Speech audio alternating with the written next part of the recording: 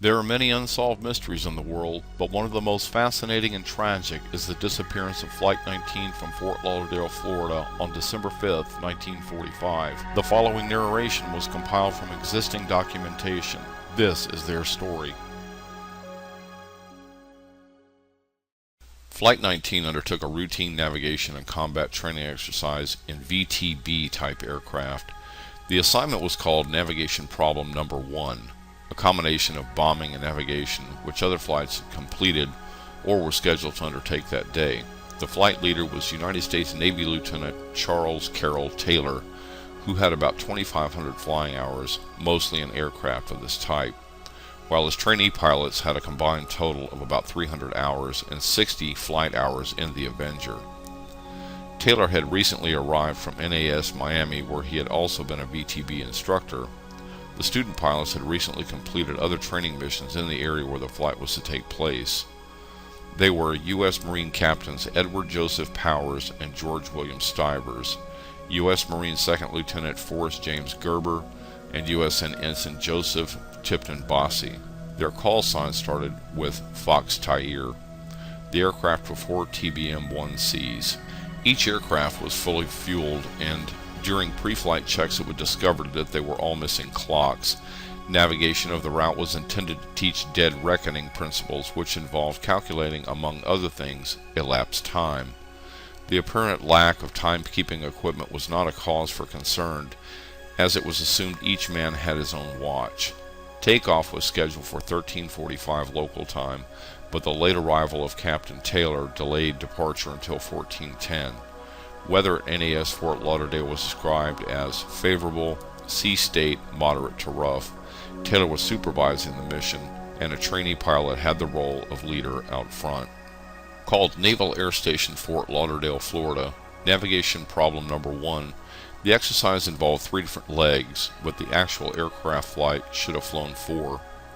After takeoff, they flew on heading 091, almost due east, for 56 nautical miles, until reaching Hen and Chicken Shoals, where low-level bombing practice was carried out. The flight was to continue on that heading for another 67 nautical miles before turning onto a course of 346 for 73 nautical miles. In the process of overflying Grand Bahama Island, the next scheduled turn was to a heading of 241 to fly 120 nautical miles, at the end of which the exercise was completed and the Avengers would turn left to then return to NAS Fort Lauderdale. Radio conversations between the pilots were overheard by base and other craft in the area. The practice bombing operation was carried out because at about 1500 a pilot requested and was given permission to drop his last bomb. 45 minutes later, another flight instructor, Lieutenant Robert F. Cox, in FT-74, forming up with his group of students for the same mission, received an unidentified transmission. A male asked Powers, one of the students, for his compass reading. Powers replied, "I don't know where we are. We must have gotten lost at that last turn." Cox then transmitted, "This is FT-74, plane or boat calling. Powers, please identify yourself so someone can help you." The response after a few moments was a request from the others in the flight for suggestions. FT-74 tried again, and a man identified as FT-28 Taylor came on. "FT-28, this is FT-74. What is your trouble?" "Both of my compasses are out," Taylor replied, "and I'm trying to find Fort Lauderdale, Florida. I am over land, but it's broken. I'm sure I'm in the Keys, but I don't know how far down, and I don't know how to get to Fort Lauderdale." FT-74 informed the NAS that aircraft were lost, then advised Taylor to put the sun on his port wing and fly north up the coast to Fort Lauderdale. Base operations then asked if the flight leader's aircraft was equipped with a standard IFF transmitter, which could have been used to triangulate the flight's position, but the message was not acknowledged by FT-28. Later he would indicate that his transmitter was activated. Instead, at 16:45, FT-28 radioed, "We are heading 030 degrees for 45 minutes, then we will fly north to make sure we are not over the Gulf of Mexico." During this time, no bearings could be made on the flight, and IFF could not be picked up. Taylor was told to broadcast in 4805 kilocycles. This order was not acknowledged, so he was asked to switch to 3000 kilocycles, the search and rescue frequency. Taylor replied, "I cannot switch frequencies. I must keep my planes intact." At 1656, Taylor was again asked to turn on his transmitter for YG if he had one. He did not acknowledge, but a few minutes later advised his flight, "Change course to 090 degrees due east for 10 minutes. About the same time, someone in the flight said, "Damn it, if we could just fly west, we could get home. Head west, damn it." The difference of opinion later led to questions about why the students did not simply head west on their own. It has been explained that this can be attributed to military discipline. As the weather deteriorated, radio contact became intermittent, and it was believed that the 5 aircraft were actually by that time more than 200 nautical miles out to sea east of the Florida peninsula. Taylor radioed, "We'll fly 270 degrees west until landfall or running out of gas," and requested a weather check at 1724. By 1750, several land-based radio stations had triangulated Flight 19's position as being within 100 nautical miles, radius 29 north, 79 west. Flight 19 was north of the Bahamas and well off the coast of central Florida, but nobody transmitted this information on an open, repetitive basis. At 1804, Taylor radioed to his flight, holding 270, "We didn't fly far enough east. We may as well turn around and fly east again." By that time, the weather had deteriorated even more, and the sun had since set. Around 1820, Taylor's last message was received. It's also been reported that Taylor's last message was received at 7:04 p.m. He was heard saying, "All planes close up tight. We'll have to ditch unless landfall. When the first plane drops below 10 gallons, we'll all go down together." At the same time, in the same area, SS Empire Viscount, a British flagged tanker, radioed that she was in heavy seas and high winds northeast of the Bahamas, where Flight 19 was about to ditch. The PBM-5. Earlier, as it became obvious the flight was indeed lost, several air bases, aircraft, and merchant ships were alerted. A PBY Catalina left after 1800 to search for Flight 19 and guide them back if they could be located. After dark, 2 PBM Mariner seaplanes, originally scheduled for their own training flights, were diverted to perform square pattern searches in the area west of 29 north, 79 west. PBM-5 took off at 1927 from Banana River Naval Air Station, now known as Patrick Air Force Base, called in a routine radio message at 1930 and was never heard from again. At 21:15, the tanker SS Gaines Mills reported it had observed flames from an apparent explosion leaping 100 feet high and burning for 10 minutes at position 28.59 north, 80.25 west.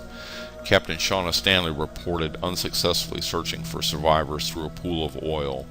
The escort carrier USS Solomons also reported losing radar contact with an aircraft at the same position and time. The investigation. A 500-page Navy Board of Investigation report published a few months later made several observations. Taylor had mistakenly believed that the small islands he passed over were the Florida Keys, so his flight was over the Gulf of Mexico and heading northeast would take them to Florida. It was determined that Taylor had passed over the Bahamas as scheduled, and he did in fact lead his flight to the northeast over the Atlantic. The report noted that some subordinate officers did likely know their approximate position as indicated by radio transmissions, stating that flying west would result in reaching the mainland.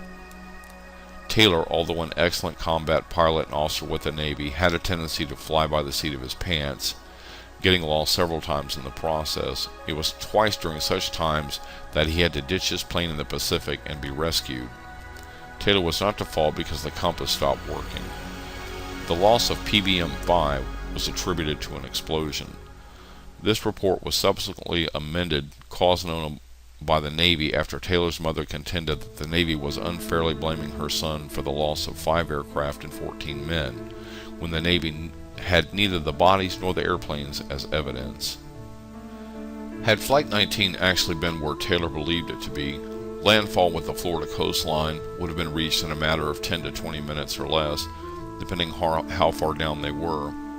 However, a later reconstruction of the incident showed that the islands visible to Taylor were probably the Bahamas, well northeast of the Keys, and that Flight 19 was exactly where it should have been. The Board of Investigation found that because of his belief that he was on a base course towards Florida, Taylor actually guided the flight further northeast and out to sea.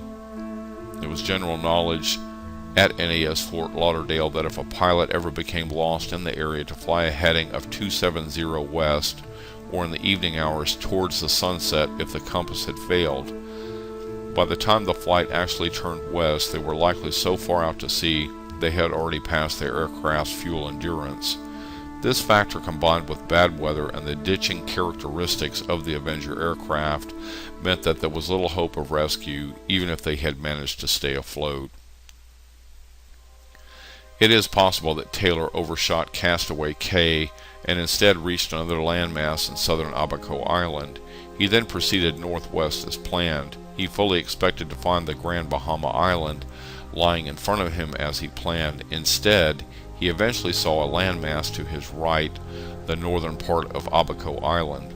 Believing that this landmass to his right was the Grand Bahamas Island, and his compass was malfunctioning, he set a course to what he thought was southwest to head straight back to Fort Lauderdale. However, in reality, this changed his course further northwest toward open ocean. To further add to his confusion, he encountered a series of islands north of Abaco Island which looks very similar to the Key West Islands, but it was still over the ocean instead of over Fort Lauderdale. The control tower then suggested that Taylor's team should fly west, which would have taken them to the landmass of Florida eventually. Taylor headed for what he thought was west, but in reality was northwest, almost parallel to Florida. After trying that for a while and no land in sight, Taylor decided it was impossible for them to fly so far west and not reach Florida. He believed that he might have been near the Key West Islands. What followed was a series of serious confusions between Taylor, his team, and the control tower. Taylor was not sure whether he was near Bahama or Key West, and he was not sure which direction was which due to compass malfunction. The control tower informed Taylor that he could not be in the Key West since the wind that day did not blow that way. Some of his teammates believed that their compass was working. Taylor then set a course northeast according to their compass, which should take them to Florida if they were in Key West. When that failed, Taylor set a course west according to their compass, which should take them to Florida if they were in the Bahama. If Taylor stayed this course, he would have reached land before running out of fuel. However, at some point Taylor decided he had tried going west enough. He then once again set a course northeast, thinking they were near Key West after all. Finally, his flight ran out of fuel and may have crashed into the ocean somewhere north of Abaco Island and east of Florida. Unrelated Avenger wreckage. In 1986, the wreckage of an Avenger was found off the Florida coast during the search for the wreckage of the Space Shuttle Challenger. Aviation archaeologist John Mayer raised this wreck from the ocean floor in 1990. He was convinced it was one of the missing planes, but positive identification could not be made. In 1991, the wreckage of 5 Avengers was discovered off the coast of Florida, but engine serial numbers revealed they were not Flight 19. They had crashed on 5 different days, all within 1.5 miles of each other. Records revealed that the various discovered aircraft, including the group of 5, were declared either unfit for maintenance, repair, or obsolete, and were simply disposed of at sea. Records also showed training accidents between 1942 and 1945 accounted for the loss of 95 aviation personnel from NAS Fort Lauderdale. In 1992, another expedition located scattered debris on the ocean floor, but nothing could be identified. In the last decade, searches have been expanding the area to include farther east into the Atlantic Ocean, but the remains of Flight 19 have still never been found.